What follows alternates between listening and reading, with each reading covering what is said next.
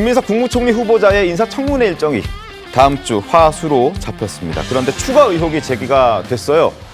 이번에는 김 후보자의 모친 소유의 빌라와 관련해서 석연치 않은 거래 정황이 포착됐습니다. 화면 함께 보시죠.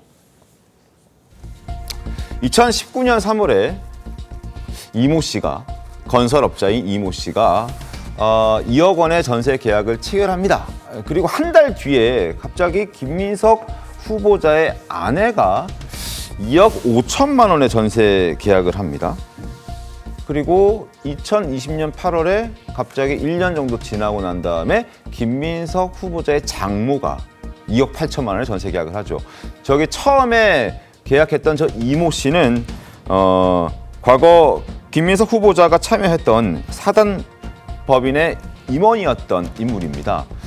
한 달 뒤에 김민석 아내가 2억 5천만 원의 전세 계약을 할 거였는데 왜 한 달 전에 이렇게 급하게 2억 원의 전세 계약을 했을까?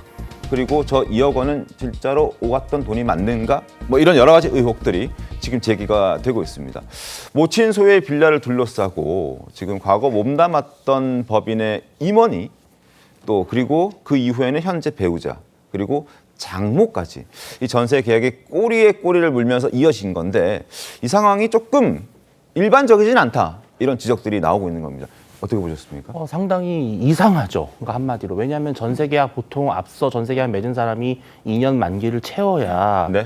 그다음 세입자가 들어오면서 전세 보증금을 이제 내는 것인데 일단은 제일 먼저 이 이모 씨가 전세 계약을 회사 이름으로 맺었다는 것 자체부터가 일단은 석연치 않은 것이죠. 왜냐하면 상당히 이권 관계가 의심되는 네.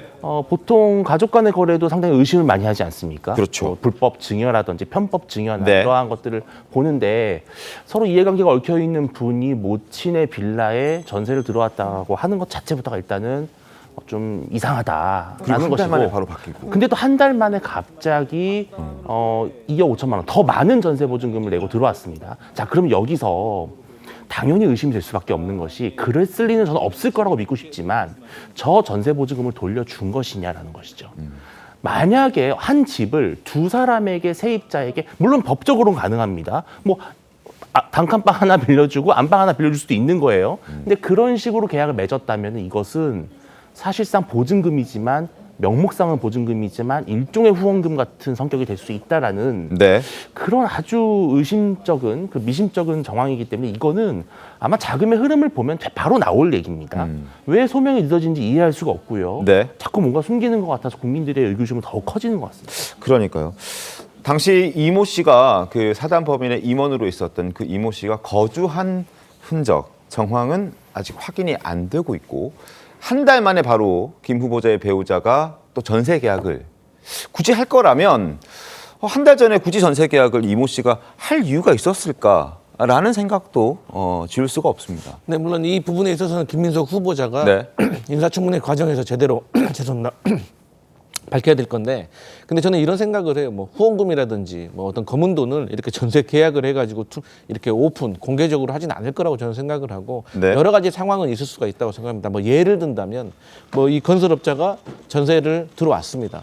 근데 뭐 본인의 사정이 있어가지고 전세 자금을 빼야 되는 상황이 있을 수가 있는 것이겠죠. 본인이 그 전세 자금을 빼고 본인이 다른 곳으로 이사를 간다든지 네. 그런 과정에서 세입자가 잘 나오지 않는다고 하면 일단 김민석 후보자의 배우자가 전세 자금 대출을 일으켜가지고 이 전세 자금을 그 이모 씨에게 넘겨주고 또 본인이 거기 들어가서 뭐 어차피 뭐 시어머니 아니겠습니까? 네. 며느리하고 그런 관계이다 보니까 그랬을 수도 있고 또 그런 과정에서 아시다시피 이 김민석 후보자가 여러 가지 경제적으로 좀 어려운 상황에 있기 때문에 또 이 대출이라든가 이런 신용과 관련해가지고 뭐 이율이라든가 금리라든가 이런 것이 좀 불리해서 또 배우자의 어머니 즉 김민석 후보자의 장모가 뭐 대출을 일으켜서 들어갈 수도 있고 그런 상황입니다. 제가 여기서 이제 강조하고 싶은 거는 지금 국민들이라든가 국민의힘에서는 김민석 후보자가 총리 후보자라고 생각을 하니까 상당히 쉽게 말해서 경제적으로 여유가 있고 그렇기 때문에 뭔가 검은 돈을 축적하려고 하는 이런 이미지가 좀 있는 것 같아요.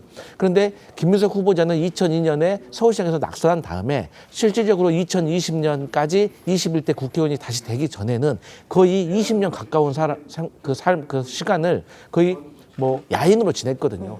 여기에 대해서 사실 그 당시에 민주당이 됐건 국민의힘은 더 그럴 겁니다. 김민석 후보자가 정치인으로 생각하는 사람도 없고 사실상 정치권에서 퇴장한 사람으로 간주가 돼 있는 상황이 있고 또 그분에게 미래가 사실 보이진 않았습니다. 그렇기 때문에 굳이 이런 사람에게 뭐 정치인으로서 어떤 기대나 이윤이나 뭐 투자 개념으로 이런 걸 했을까라는 것은 좀 무리한 추측이 아닌가.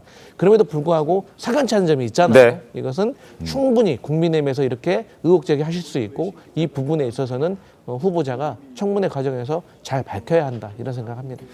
관련해서 질문들이 또 이어졌겠죠. 김민석 후보자는 어떤 반응을 보였을까요? 확인해 보시죠.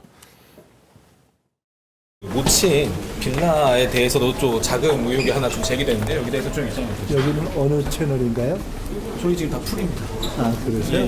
현재 한국의 민주적 상황에 대해서 외신 기자들의 관심도 많았고 아주 좋은 의미 있는 시간이었다고 생각합니다. 고맙습니다. 아까 말씀하시죠? 감사합니다. 아까 말씀드렸던 모친 빌라 자금 의혹은 어떻게 생각하세요?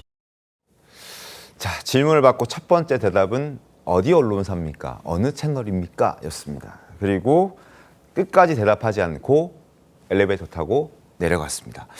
태도에 대한 지적도 나왔습니다. 임주혜 변호사님 어떻게 보셨습니까? 그렇죠. 사실 지금 후보자로서 검증을 받아야 되는 위치에 서 있는 부분 맞습니다. 특히 이 모친 빌라에 대한 그 전세 의혹은요. 밝힐 부분이 있어 보여요. 네. 기본적으로 전세 계약은 2년입니다. 네. 그런데 이제 1년으로 전세 계약을 해둔 것부터가 어떤 사유가 있다면은 그 사유를 좀 밝히는 것이 국민들의 입장에서도 그렇다면 의혹이 해소될 수 있는 부분이잖아요. 네. 그리고 가까운 사이 내지는 지인에게 전세 계약을 함께 체결할 수 있는 부분도 맞습니다. 하지만 아주 일반적이라고 보이지는 않아요. 네.